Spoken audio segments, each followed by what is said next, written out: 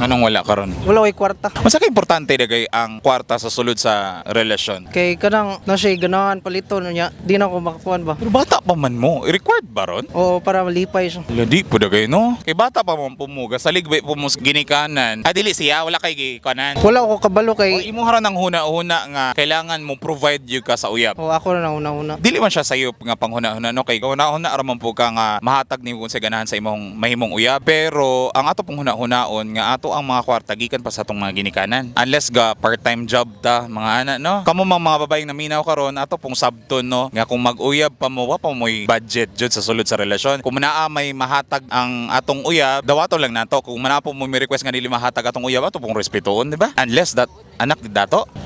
Ala anak kog dato.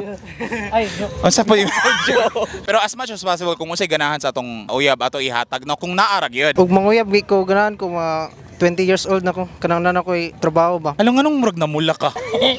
Paano lang, mensahe sa future relationship? Unta makasabot ra kanako kung wala ko'y kwarta, di ko makapalit sa unsay imong ganahan sa mga birthday nimo.